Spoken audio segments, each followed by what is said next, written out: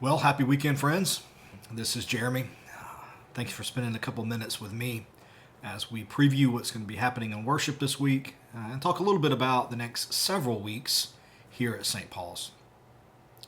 So, we continue in our summer worship series where we are looking at particular stories from Scripture that, for many of us, especially those of us who may have grown up in the church, probably heard first when we were children.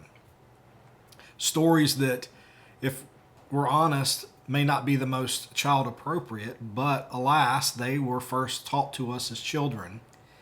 And we're revisiting them now as adults with a different lens, maybe with a different approach. And we're asking what can we learn from these somewhat mythical, extraordinary stories where we are now. And so we began this journey with the flood narrative found in the book of Genesis, where we talked about that at length, about Noah and about that whole movement that many of us were aware of.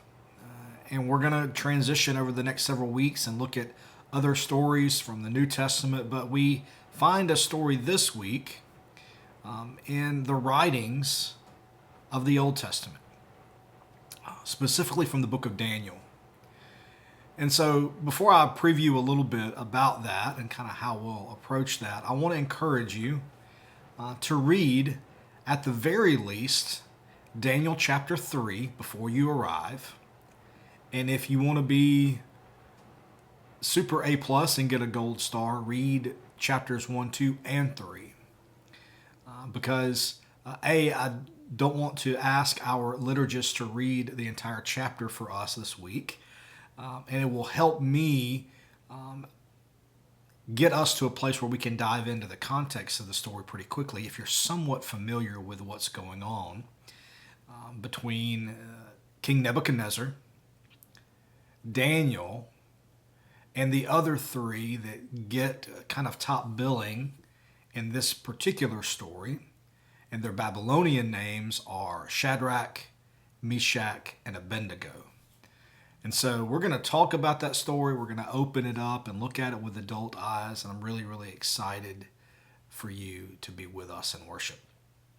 We're going to approach it a little bit differently. We're going to really approach it from a particular standpoint that I believe is going to be very insightful for us as we live out our faith in the context and the culture that we find ourselves in.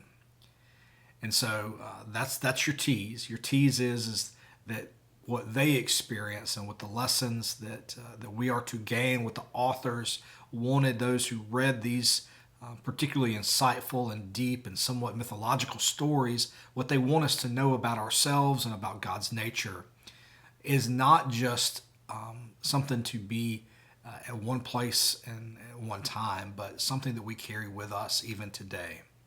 And so it will be a challenging reading. I pray that you come with an open heart, with open ears and an open mind to engage these scriptures in new ways as we continue to journey together this summer. Just as a heads up, next week, office will be closed in observance of July the 4th. And then we'll hop right back into worship on the 7th when we talk about the story of Jonah being swallowed by the large fish, or as we like to say sometimes, Jonah and the whale. So we'll revisit that story and look at it, yes, with some adult eyes and see what the Lord has in store for us. So excited for you. Enjoy the remainder of your week as we find ourselves right here in the middle of summer. I pray blessings upon you, and I can't wait to see you Sunday. And if you can't make it here in person, please know that we will be live streaming both on our Facebook page and our YouTube channel. And we are well aware that we're having some audio challenges on our live stream. And so we're working to get that sewn up for you. We have ordered particular pieces of equipment that is going to alleviate that hum or that buzz in the audio feed. And so just bear with us. We're working on that. And as soon as we can get that remedied and that piece of equipment here in-house and utilize, we will do so. All right? Have a wonderful week. Can't wait to see all of you soon. Bye-bye.